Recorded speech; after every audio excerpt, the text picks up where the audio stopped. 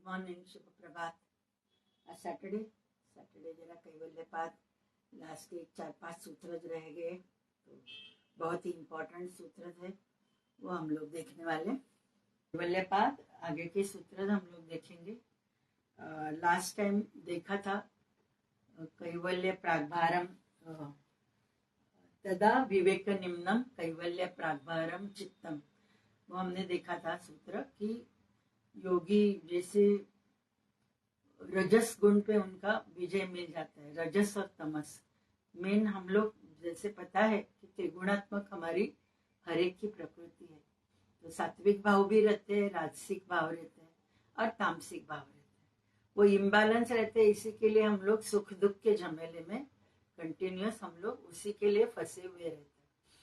तो ये जो योगी जो कैवल्य अवस्था तक उनकी आगे की जो चालू है, जर्नी चालू है, तो तभी जैसे ही विचार मन के थम जाते, योगस्य चित्तवृत्ति निरोधा, समाधिपाद में 3rd सूत्र ही बताया है कि योग यानी क्या, चित्तवृत्ति निरोधा, कि मन में कुछ विचार ही नहीं आते, थॉटलेस माइंड, जिसे अमन अवस्था कहा गया, तो वो है योग। वो पहले ही सूत्र में समाधिपाद में महर्षि पतंजलि ने बताया।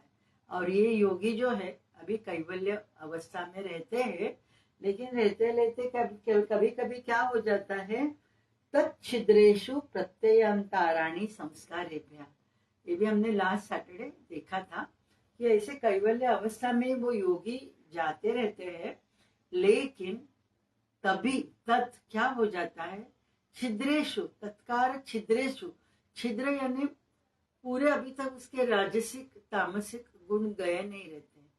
तो रजस गुण जो है वो जो है जुड़ा हुआ है हमारे अलग अलग निगेटिव एंड पॉजिटिव इमोशन से। रजस जो क्रियाशील गुण है, सत्व गुण जो है वो प्रकाशमान है, रजस जो है क्रियाशील, वो रजस गुण ही हमें ज्यादा है। इसके लिए हम लोग दिन भर जो भी हमारी क्रिया होती है ना, दैट इज बिकॉज ऑफ रजस गुण, जो हमारे में त्रिगुणात्मक में रजस गुण मैक्सिमम रहते हैं। तो रजस गुण में आ जाते हैं काम, क्रोध, लोभ, मोह, मद, मत्सर। तो ये यानी ये जो 6 गुण भी बताया है, काम, क्रोध, लोभ, मोह, मद, मत्सर, थोड़ा सा चाहिए हमें, तो थोड़ा सा चाहिए तो हम लोग आगे जर्नी हमारी अच्छी सी हो सकती है।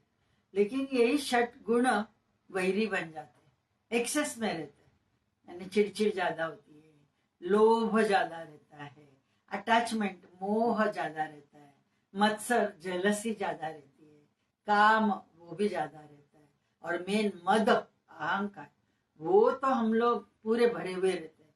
अहंकार से तो कंटिन्यूस वही तो जाता नहीं ना मेन, और वही छिद्र जो भी है विवेक कैवल्य अवस्था में है वो योगी, फिर भी छोटा सा जिधर भी रजस और उसका तमस जो बाकी रहता है, तो योगी फिर से माया जाल में फंसने की चांसेस ज्यादा रहती है, ये महर्षि पतंजलि बताते हैं। तो हम लोग तो योगी नहीं है, लेकिन एटलीस्ट जब भी ये राजसिक गुण अपने में ज्यादा आ जाए तो हमें थोड़ा सा उस पर ध्यान फोकस करना। मुझे गुस्सा आया, वाई मुझे गुस्सा क्यों आया, और खुद पे तो नहीं करते, खुद पे करते गुस्सा नहीं करते, और वो गुस्सा किस पे रहता है, और किसी हमारे नियर एंड डियर वंस जो घर पे रहते हैं उनके साथ क्यों रहता है, कि मेरी कुछ डिजायर्स है और वो फुलफिल नहीं कर पा रहे। देखो जरा ये सब पीछे पीछे जाके देखेंगे तो गुस्सा क्यों आया, चिड़चिड़ क्यों हो गई, तो कुछ तो मेरे एक्सपेक्टेशंस है सामने वाले से और वो नहीं कर रहा है। मेरी एक्सपेक्टेशंस है, सामने वाले को हम लोग बोल नहीं रहे, तो हम लोग ही मन जल रहे, तो क्या फायदा है। जो भी है बताना है सामने वाले, फिर वो ना बोले हाँ बोले, that is a different thing, लेकिन बोलना तो है, और नहीं बोलना है तो बस डोंट कीप एनी एक्सपेक्टेशंस, किसी से एक्सपेक्टेशंस नहीं रखनी। और एक्सपेक्टेशंस भी क्यों रहते, बिकॉज ऑफ मोह, अटैचमेंट, आसक्ति रहती है ना, सामने वाले व्यक्ति के साथ हमारी बहुत सारी आसक्ति रहती है। वो मेरा हस्बैंड है, मेरी वाइफ है, मेरा बच्चा है, मेरा पोता है, बहू है ना, बहन है, भाई है, हर एक से हमारी अपेक्षा रहती है। आज समाज में रहते हैं, man is a social animal, समाज में तो रहना है, समाज के साथ रहना है, लेकिन हम लोग बहते जाते हैं। तो हमें हमारे थोड़ा सा भी, ये हम लोग तो योगी तो नहीं बनने वाले इतने में, योग का अभ्यास तो चालू है। एटलीस्ट यम नियम का फॉलो जितना करेंगे ना, तो ये जो रजस गुण हमें ज्यादा है, काम क्रोध लोभ मोह मद मत्सर, वो डेफिनेटली उस पर एक अंकुश मन का आ जाएगा। That is very very important. और वो रहेगा तो ही हमारी स्पिरिचुअल जर्नी आगे, जो कैवल्य अवस्था, असंप्रज्ञात निर्बीज असंप्रज्ञात समाधि करके आगे के सूत्र में जो आने वाले, तो वो अचीव ये जन्म में नहीं, लेकिन एटलीस्ट शुरुआत तो कर सकते हैं। तो वो हमें करना है। तो वो छिद्र संस्कार जो रहते हैं, पूर्व संस्कार योगी के रहते हैं, और उसमें जो रजस तमस गुण रहते हैं, तो कभी कभी कैवल्य प्रागभार चित्त से वो योगी नीचे आ जाता है, बिकॉज ऑफ रजस एंड तमस गुण जो उसमें रहते हैं उससे। तमस गुण इज बेसिकली, मैं बताऊंगी, जो आलस रहता है ना हमारा, शरीर का आलस रहता है, मन का आलस रहता है। अभी मालूम है वो कपड़े इस्त्री हुए हैं रखने अंदर, फिर भी बाद में रखूंगी, कंटाला। फिर कभी कभी वो थोड़ा सा उस पर धूल जम जाती है, कभी अपने हाथ से उसकी इस्त्री खराब हो जाती है, लेकिन आलस के वजह से वो नहीं रखते ना। तो जो भी है हमारा तमस गुण, यानी मेनली आलस्य, जड़त्व। तमस इज द जड़त्व।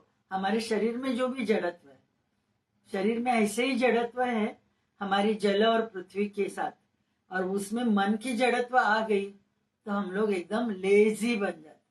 तो वो भी नहीं रहना, तो वो भी हमें देखना है कि मेरा रजस गुण पे मेरा कंट्रोल रहे, मेरे ये सब विकारों पे, षड विकारों पे मेरा कंट्रोल रहे, और तमस नहीं रहना। तमस रहता है तो आलस ज्यादा से ज्यादा आ जाता है। मुझे डायबिटीज है, चलना ही है। बारिश है, हम लोग रीजन देते हैं, बारिश है नहीं बाहर नहीं जा सकते, घर पे चल सकते हैं ना, पैसेज रहेगा उधर चल सकते हैं। दैट इज एन एक्सक्यूज कि नहीं होता है। तो वो हमें खुद को मन के ठाम लेना है।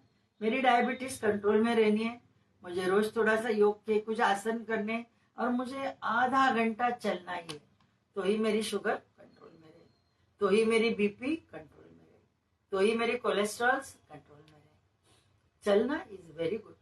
आधा घंटा, एकदम आधा घंटा एट अ स्ट्रेच। अभी उम्र के हिसाब से पाँव में कभी क्रैम्प्स आते हैं, नहीं होता है। 10-10 minute 3 bar, okay, is it okay? तो वो भी कर सकते हैं। एक ही टाइम पे 8 स्ट्रेच नहीं चल पाते, ओके ठीक है, लेकिन 10-10 मिनट भी चलते हैं दिन में 3 बार, न तो 5-5 मिनट 6 बार कभी चल सकते हैं। नाश्ता होने के बाद, दोपहर का खाना खाने के बाद, रात को खाने के बाद, और बीच में कभी भी टाइम मिले तभी। शतपावली म्हणतो की नहीं, तो 5-5 मिनट भी आप चलते हो तो बहुत अच्छा है। मिनिमम 3000 स्टेप्स हमें रोज के चलने। कितना बताया मैंने? 3000 स्टेप्स। तो 3000 स्टेप्स इज नियरली, एल्डरली लोगों के लिए हाफ एन आवर, और youngsters it is around 15 minutes में भी वो 3000 स्टेप्स कर सकते, 15 to 20 मिनट्स। तो ये हमें थोड़ा शरीर के लिए ध्यान देंगे तो हमारा तमस गुण भी हमारा कम आ जाएगा। ये अपने लिए मैं बता रही हूँ, लेकिन ये जो योगी का जो बता रहे, तो उसमें महर्षि पतंजलि बता रहे, तच्छिद्रेषु प्रत्यय अंतराणी संस्कारेभ्यः। पूर्व संस्कार के वजह से योगी के मन में अलग अलग अनुभव आते हैं, अलग अलग विचार, मायाजाल में फंसना वो हो जाता है। और वो कैसे दूर करना है? हानम एशाम क्लेशवत उक्तम। कल लास्ट वीक अभी हमने ये भी देखा था, हानम येशाम, येशाम यानी जो विचार आते हैं, बिकॉज ऑफ रजस और तमस गुण में जब भी योगी आ जाते हैं तो हानम यानी नाश कैसे करना है उसका। ये जो क्लेश है ऊपर के जो पंच क्लेश, क्लेशवत उक्तम यानी उक्तम यानी साधना पाद में ये पंच क्लेश करके बताए। सेकंड साधना पाद अविद्या, अस्मिता, राग, द्वेष, अभिनिवेश। तो ये जो क्लेश जिससे हम लोग हमेशा पीड़ित रहते हैं, तो वो कैसे कम करने, प्रति प्रसव क्रिया से वो कम हो जाते हैं। और कैसे हानम कैसे कर सकते, विवेक ख्याति हमें रहेगी, यानी राइट क्या है, रॉन्ग क्या है, गलत चीज क्या है, सही चीज क्या है, पता है ना। अभी हमें सबको पता है कि शरीर नाशवंत है, पता है ना, सबको पता है। फिर भी हम लोग शरीर से कितने जुड़े हुए। तो लेकिन शरीर जो है खाली माध्यम है, हमारी जीवात्मा को मिली हुई ये शरीर एक वरदान है कि उसकी स्पिरिचुअल जर्नी हो जाए, सोल की इवोल्यूशन जाए। कि हम लोग भी ये जो योगी जो महर्षि पतंजलि कैवल्य अवस्था तक कैसे आते हैं बताते हैं, ये जन्म में नहीं लेकिन आगे की मेरी जन्म और भी अच्छी रहे, इसी के साथ रहे, तो वो होना है हमें, है ना। तो इसके लिए विवेक ख्याति, तो हमें शरीर पता है नाशवंत है, रोज की रोज चेंज होती रहती है, परमानेंट नहीं है, अनित्य है। शरीर में कंटिन्यूअस चेंजेस रहते हैं। हर एक यानी शरीर के जो ऑर्गन्स है उसके जो सेल्स है एवरी 21 डेज नए रहते हैं, नए आ जाते हैं, पुराने निकल जाते, नए आते। इतने हमारे शरीर की रिजनरेशन थोड़ी उम्र के हिसाब से फिर बाद में कम हो जाती है, उतना नहीं होता है।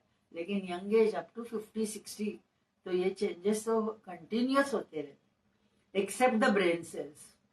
ब्रेन सेल्स एक बार डेड तो वो फिर से रिजनरेट नहीं होते।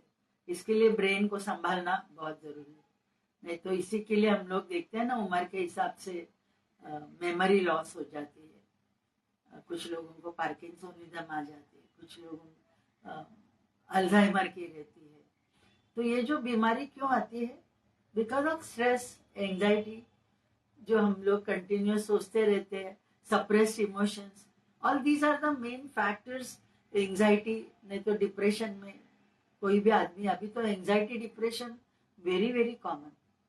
इवन बच्चों में जो स्कूल के बच्चे हैं, कॉलेज के बच्चे, उनमें भी ये बहुत कॉमन हो गया। एक आधा सब्जेक्ट नहीं आ रहा है तो डिप्रेशन, क्यों नहीं आ रहा है, तो उसमें डिप्रेशन में चले जाते। कभी कभी पेरेंट्स उनको बात करने की टाइम ही नहीं रहती, काम पे रहते हैं, फिर घर आने के बाद अपना खुद का स्पेस करके मोबाइल पे बैठेंगे, खुद का कुछ काम करेंगे, निग्लेक्टिंग द चिल्ड्रन।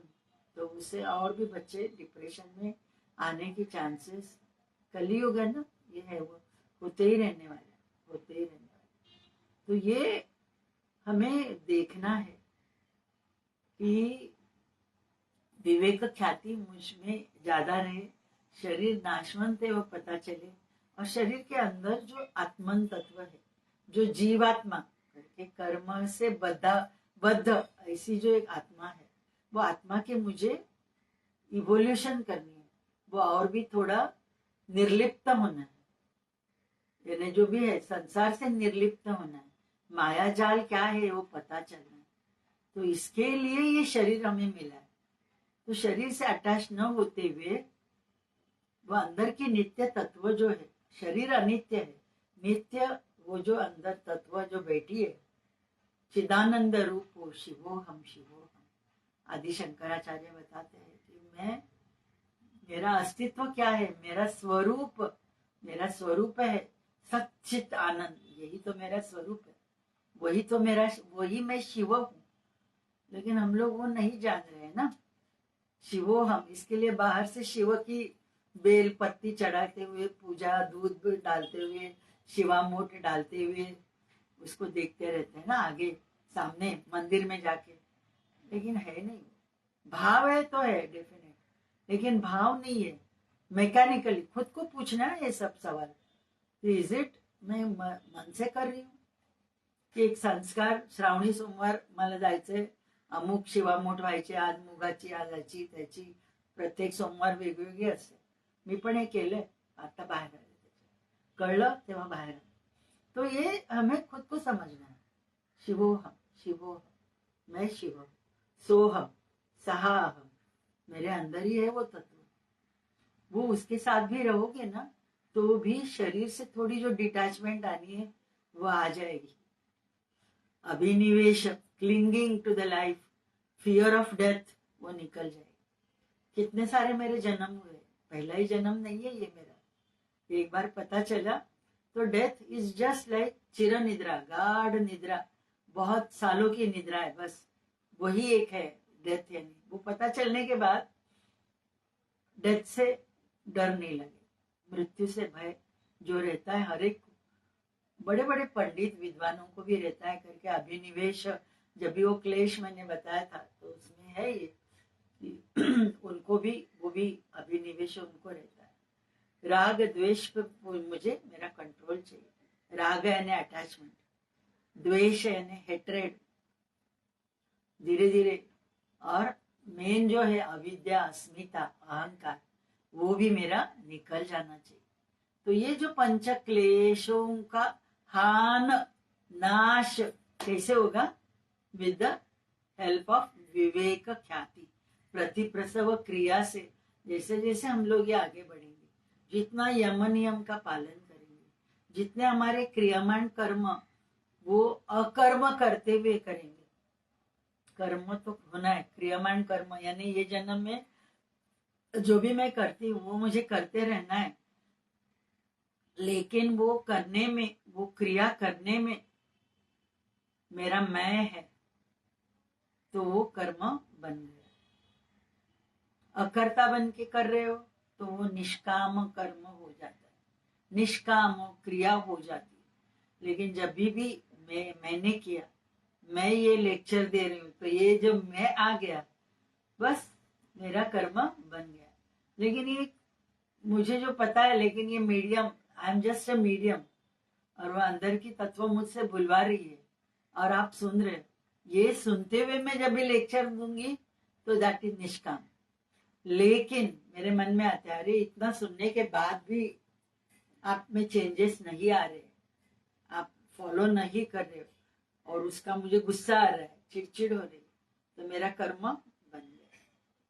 तो ये बहुत गर्म कर्म की गति, कर्म को जानना बहुत गहन है, बहुत गहन. सिंपल मन में भी हमारे कभी भी विचार आ जाता है ना, वो भी अपना कर्म बन जाता है. अब यानी मैं को रखते हुए जब भी हम लोग मन में भी सोचते हैं तो भी मेरा वो कर्म बन जाता है. तो बहुत ही सजगता से, कॉन्शियसली हमारे जो भी कर्म है वो करते रहेंगे तो डेफिनेटली क्रियामान कर्म जो है मेरे वो कम होते जाए. वो ताकत है हमें. और संचित कर्म जलाने की ताकत भी हमें ही है. और संचित कर्म यानी जो भी बहुत सारे पास्ट लाइफ्स का जो भी कर्म है वो जलाने की ताकत भी अपने में है. वो कैसे? ज्ञान योग से. ज्ञान योग यानी जानना, दैट इज द विवेक ख्याति, कि क्या गलत है, क्या सही है, क्या विद्या है, वृत्तंबर प्रज्ञा है, और क्या अविद्या है, उसको जानना. दैट इज द विवेक ख्याति. वो हमें जागृत मैक्सिमम होती रहती है. तो ये जो भी पूर्व संस्कार के साथ वो योगी के मन में जो विचार आते हैं उनका हान हो जाएगा, नाश हो जाएगा. और वो योगी तो करते रहते हैं. बहुत ही कम कि जो नहीं जान पाते तो वही फंस जाते. तो मुझे अभी बोलते बोलते याद आया, स्वामी चरित्र सारामृत में पढ़ती हूँ रोज, तो एक अध्याय पढ़ती हूँ तो उसमें 19th अध्याय में एक योगी है नरसिंह सरस्वती, पंढरपुर के, और वो स्वामी उनको मिलने आते हैं, अक्कलकोट स्वामी उनको मिलने आते हैं. और स्वामी जैसे उनको देखते हैं उनको पता चलता है ये तो महायोगी है, धारणा ध्यान समाधि सब, यानी ये जो कैवल्य प्रागभारम वो चित्त में वो योगी नरसिंह सरस्वती, उनको स्वामी ने देखा और अपनी थर्ड आई से उनसे देखते हुए उनका ये जागृत किया आज्ञा चक्र. एंड वो नरसिम्हा सरस्वती जो चाहते थे, जो उनको मिला नहीं था, इतनी मेडिटेशन करके भी जो मिला नहीं था, वो बस उनकी स्वामी की एक कटाक्ष से उनको वो ज्ञान हो गया। ये निर्बीज, जो आगे मैं बताने वाली हूँ, निर्बीज असंप्रज्ञात समाधि, वो अवस्था में वो काफी टाइम थे। और फिर बाद में बाहर आने के बाद वो फिर अपने गांव चले गए। और फिर से कभी मिलने को जब ये आए, तभी स्वामी ने उनको डांटा और वो बोले कि मैंने पहले भी बताया होगा, वारयोषिता तुम साथ में रखे हो। वारयोषिता यानी वेश्या। हाँ, तो वेश्या यानी क्या? तो बाकी के जो स्वामी के जो भक्त थे वो अचरज हो गई कि नरसिम्हा सरस्वती तो बहुत ही बड़े योगी हैं और इनके लिए ये ऐसे क्यों बोल रहे हैं? वारयोषिता पाळले त्यांनी असं का म्हणतात? लेकिन त्या योगींना कळलं, त्यांच्याकडे सिद्धी होत्या। सब जो हमने देखा ना विभूति पाठ, तो उसमें अलग अलग सिद्धि का वर्णन किया हुआ है। तो हमने सब देखा था कि अलग अलग जगह पे कंट्रोल करेगा तो कैसे कैसे सिद्धि वो योगी में आती है। तो वो भी, उस पे भी सूत्र हमने देखे थे।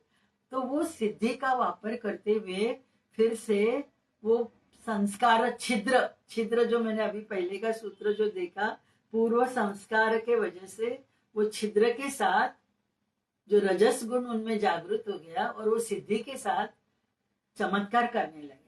और वो चमत्कार के साथ नमस्कार, उनको उनका नाम फेम बढ़ गया। तो जैसे वो योगी उनको पता चला तो उन्होंने फिर उनको बताया, स्वामी समर्थ उनको, कि आज से मैंने वो सिद्धि से जो मेरे चमत्कार में करता था वो मैंने आज से छोड़ दिया। तो दैट वाज एन ऑब्स्टेकल, वो सिद्धि ऑब्स्टेकल थी, वो छिद्र था जिससे वो योगी फिर से कैवल्य अवस्था से झटक से नीचे आने वाला था। लेकिन स्वामी ने बराबर उसको जागृत किया। तो त्या वारयोषिताला जे पाळलंयस तिला तू बाहेर काढ, तर तुझा मार्ग आणि मोकळा होईल। ते हे म्हणजे किती वर्षापासून, म्हणजे ह्या सर्व गोष्टी आपल्याला माहिती आहेत। स्वामी आपल्या गुरुचरित्रात लिहिलेलं आहे, श्रीपाद श्री वल्लभ त्यांचं चरित्र आहे, त्याच्यात लिहिलेलं आहे। जे वाचत असतील गुरुचरित्र किंवा त्यांना ह्या गोष्टी माहिती असतील, तर ह्या सिद्धीमध्ये जर फसलो तर परत आपल्याला, आपण परत पाठी जातो, परत आपण संसारात येतो, प्रकृती बरोबर राहतो, मायाजालात परत तो योगी येऊ शकतो। मग ते हा न कैसं करायचं? प्रतिप्रसव क्रिया विवेक ख्याती कायम जागृत ठेवायचे, कायम जागृत ठेवायचे की काय खरंय काय खोटंय। आणि खऱ्याचा मार्ग खडतर आहे, खडतर आहे। आपल्याला आहे का डिटॅच होऊ का शरीराशी? नाही होणार, पण प्रयत्न जरूर करायचा। पाय दुखताय दुखताय, गुडघे दुखतायत दुखतायत, त्याला अलूफ होऊन पाहिलं ना तर मग ते दुखायचं कमी येणार, पण तिथं कंटिन्युअस लक्ष देत राहिलं तर मग ते जास्ती होणार। मन ते बरोबर जिथे दुखणं आहे तिथे तुम्हाला मन कंटिन्युअस घेऊन जाणार, कंटिन्युअस घेऊन जाणार। आणि मग ते आपल्याला दुखतंय दुखतंय दुखतंय, मग ते जास्ती दुखायला लागतं, मग गोळी घ्यावीशी वाटते। पण लक्षच नाही दिलं तर, आणि कशात तरी तुम्ही छान मन रमवलं तुमच्या हॉबीमध्ये, तुम्हाला ज्या काही गोष्टी आवडतात, ऑटोमॅटिकली ते विसरायला होईल। एवढी ताकद आपल्या स्वतःमध्ये, नॅचरल पॉवर आपल्यामध्ये आहे। आपण छोट्या छोट्या गोष्टीला पण डॉक्टरची गरज नाही, का तर आपण मनाने खचलेले असतो, त्याच्यामुळे मग आपल्याला कुठे ना कुठे काही ना काहीतरी होत राहत। ह्या सर्व गोष्टी आपल्याला ऍज अ कॉमन मॅन म्हणून पण ह्या गोष्टी मी सांगते आपल्याला, की आपल्याला काय वागायचंय लाईफ मध्ये आणि योगीच्या लाईफ मध्ये काय होतंय ते पण आपण पाहत आहोत। पुढचं जे सूत्र आहे ते महत्वाचं सूत्र आहे, प्रसंख्याने अपि अकुसिदस्य सर्वथा विवेक ख्याते धर्ममेध समाधी। धर्ममेध समाधी, पहिल्यांदा महर्षी पतंजली आणि एक समाधीचं नाव घेतात। आपण पाहिलं सविचार, निर्विचार, संप्रज्ञात, असंप्रज्ञात, सविकल्प, निर्विकल्प, सानंद, सास्मित, अशा 6 समाधी आपण समाधी पादामध्ये पाहिल्यात। याचा धर्ममेध समाधी म्हणून सांगतात। तर ते धर्ममेध समाधी म्हणजे काय?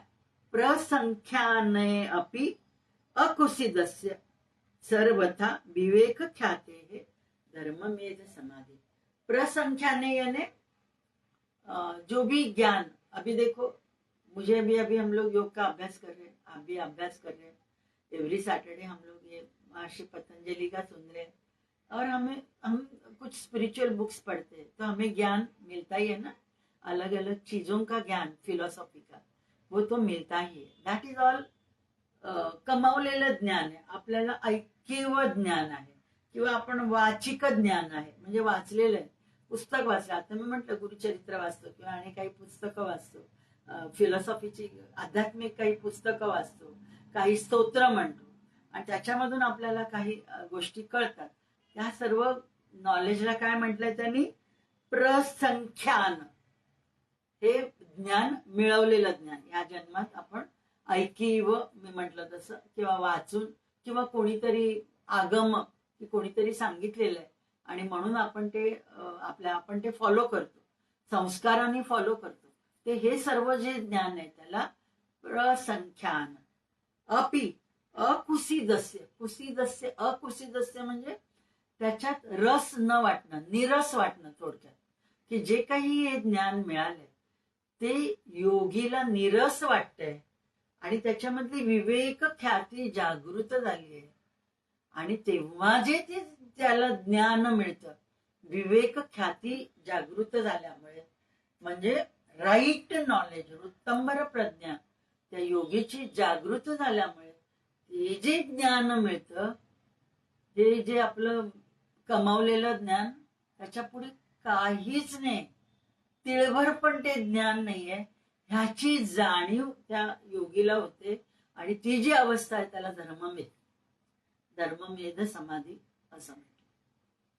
म्हणजे जो योगी धर्ममेध समाधि में अटैच हो जाते, यानी उसमें आ जाते हैं, तो वो जो ऊपर ऊपर का जो ज्ञान, जो सुना हुआ ज्ञान रहता है, जो पढ़ा हुआ ज्ञान रहता है, जो भी मेडिटेशन से उन्हें अंदर से जो मिला रहता है, उसके भी परे विवेक ख्याति एक बार वो योगी में जागृत होने के बाद जो ज्ञान मिलता है, तो उसके बाद ये जो भी ज्ञान मिला था वो नीरस लगने लगता है, यानी त्याच्यात बेचव वाटायला लागतं.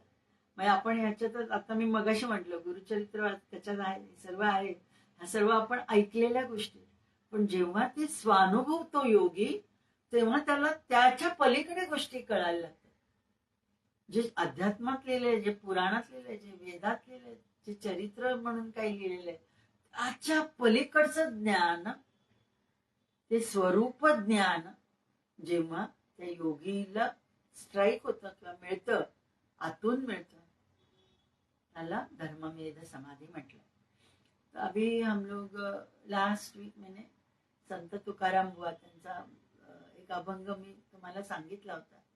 ते शिकलेले होते का? नाही, त्यांचं शिक्षण काय तसं झालेलं नव्हतं, पण त्यांची विवेक ख्याती ती जागृत झाली होती आणि ती विवेक ख्याती जागृत झाल्यामुळे ते अभंग त्यांनी लिहिले. निरंजन, निराकार, म्हणजे जेव्हा मला त्यांना जेव्हा कळलं की मी म्हणजे काय आहे, माझं स्वरूप काय आहे, हे जेव्हा तुकाराम बुवांना कळलं, तर तेव्हा त्याच्याशी ऐक्य साधून ते राहिले, त्याच्याशी वननेस मध्ये ते राहिले, एकात्मता त्याच्यामध्ये झाली त्यांची. की मग त्यांना ते शरीराचं भान नाही, ते आपले वाजवतायत तंबोरा, त्यांचा एक तारी अभंग म्हणतायत, ते अभंग आतून ती शक्ती त्यांच्याकडून म्हणवून घेत होती.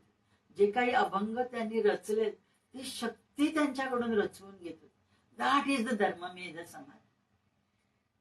ज्ञानेश्वरी जी माऊलीने लिहिली, ही धर्ममेध समाधी त्यांना आतून ते जाणवलं आणि ते नंतर जे लिहिलं गेलं, दॅट इज धर्ममेध समाधी.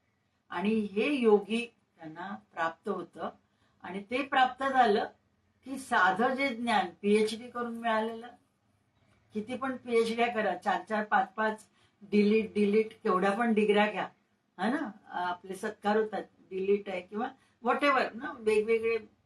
तर त्याच्याने काय होतं, आपला कुठेतरी एक माझ्यात ती बुद्धी आहे, त्याचा एक अहम पण येतो.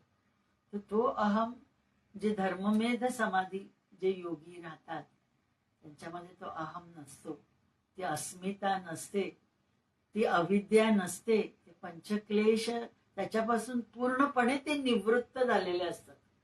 आणि तेव्हा जी अवस्था आहे त्याला धर्ममेध समाधी असं महर्षी पतंजली म्हणतात. त्यामुळे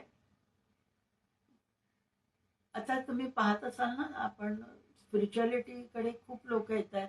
तुम्ही पॉडकास्ट बघत असाल, वेगवेगळे मोठे मोठे IITians आहेत, मोठे मोठे डॉक्टर्स आहेत, बरेचसे इंजिनियर्स आहेत, किंवा मोठे मोठे सायंटिस्ट आहेत. कुठेतरी आता त्यांना त्यांच्या ज्ञानाचा त्याच्या पलीकडे स्पिरिच्युअलिटी आहे हे कळलं.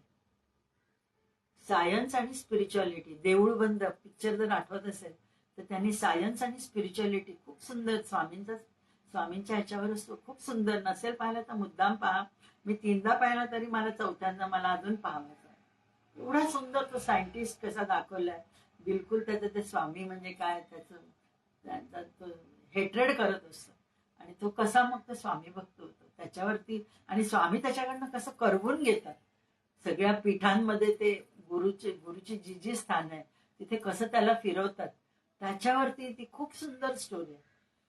आत्ताच जे पाहिलं तुम्ही, विश्व जग बदलतंय का? कलियुगाचा अंत होतोय, कुठेतरी आता जवळ आलाय. होणार कधी माहिती नाही, पण खूप खूप आता आपण वाईट वाटतं ना. आता बघा, गेल्या आठवड्यातल्या घटना टीव्हीवर ऐकवत पण नाही, एवढ्या अशा घटना होत आहेत, एवढी विकृती लोकांमध्ये आलेली. अशा वेळेला परत अवतार होणं जरुरीच आहे. जो कल्की अवतार म्हणून जे म्हणतात तो येणार आहे आणि तो नाश करणार आहे. जे काही परत आहे ना, ते भगवद्गीतामध्ये परत परत मी जन्म घेणार, यदा यदा हि धर्मस्य ग्लानिर्भवति भारत अभ्युत्थानम अधर्मस्य तदात्मानं सृजाम्य. कधी कधी धर्माचा ऱ्हास होईल तेव्हा यदा यदा हि धर्मस्य ग्लानिर्भवति भारत. भारत म्हणजे फक्त भारत नाही, कधी पण या विश्वामध्ये, या जगात, या अर्थवर जेव्हा जेव्हा धर्माचा ऱ्हास होत जाईल तेव्हा तेव्हा मी परत परत जन्म घेणार. असे जन्म झालेत, 9 अवतार आपण पाहिलेत. आता कालकी अवतार होणार कधी पण येईल. कारण आता एकदम विकृत अवस्थेत लोक पोचलेले आहेत. पाहत असाल तर पाणी पूर्वी सहज मिळायचं, आता आपल्याला पाण्याची बाटली आपण विकत घेतो. मग पाणी कमी होत चाललंय, नद्या सुकत चालल्या. का होतंय? सर्व एन्व्हायरमेंट खराब करतोय आपण. त्याला माणूसच जबाबदार आहे ना, कुठेतरी माणसाची जी दुष्ट शक्ती जबाबदार. जेवढा टेक्नॉलॉजी मध्ये पुढे जातोय, आर्टिफिशियल इंटेलिजन्स म्हणून क्रिएट करतोय, पण स्पिरिच्युअलिटीच्या कुठेच ते जवळपास पण फिरकणार नाहीये ते artificial intelligence. That artificial intelligence is like प्रसंख्यान, आणि विवेक ख्याती त्याच्या पलीकडचं ज्ञान, त्याच्या पलीकडचं ज्ञान. आणि ते जेव्हा कळतं तेव्हा धर्ममेध समाधीमध्ये योगी राहायला लागतो. तर पुढचं सूत्र आपण नेक्स्ट सॅटर्डेलाच पाहू. कारण परत ततः क्लेश कर्म निवृत्ती. बस जरा नुसतं सुरुवात करून ठेवते की ततः क्लेश कर्म निवृत्ती. ततः जब भी वो योगी धर्ममेध समाधि में रहने लगता है तभी उसकी कर्म निवृत्ति हो जाती. कर्म निवृत्ति यानी वही जरा ज्यादा बात करना है, वो जस्ट शुरुआत करती हूँ क्योंकि कर्म के बारे में फिर मैं नेक्स्ट सैटरडे बात करूंगी कि कर्म हमारे रहते हैं, संचित कर्म रहते हैं. इसके लिए बार बार बार बार मनुष्य जन्म होते रहता है ना.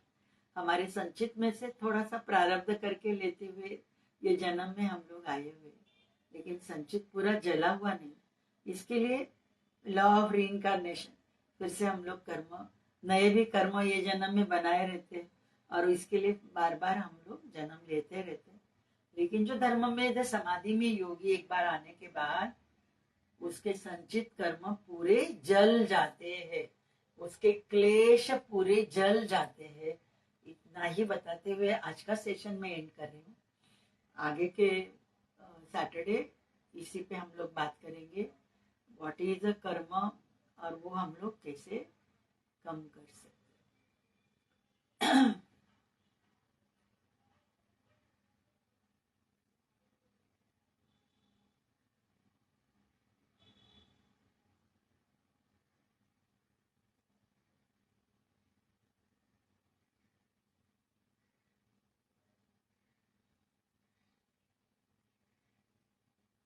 सर्वेत्र सुखिनः सन्तु सर्वे सन्तु निरामयाः सर्वे भद्राणि पश्यन्तु मा कश्चित् दुःखमाप् भवेत्।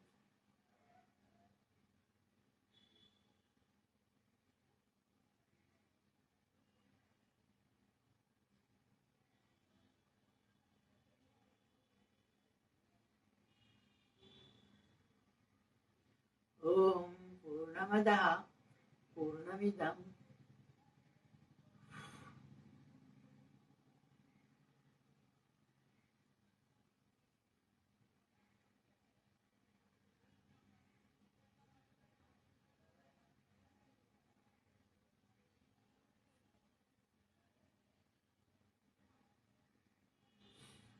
सॉरी वो लड़की की याद आ गई, वो एकदम सामने आ गई, कलकत्ता जो किसी को दुख न देना बोली तो बहुत सारी याद आ गई, तो आगे का मंत्र मैं नहीं बोल पाई। इधर ही अभी मैं सेशन एंड करती हूँ। ओम पूर्णमदः पूर्णमिदं पूर्णात् पूर्णमुदच्यते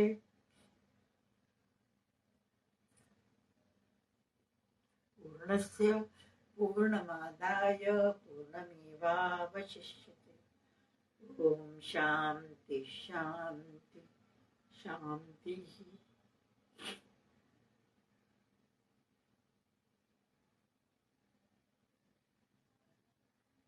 ओम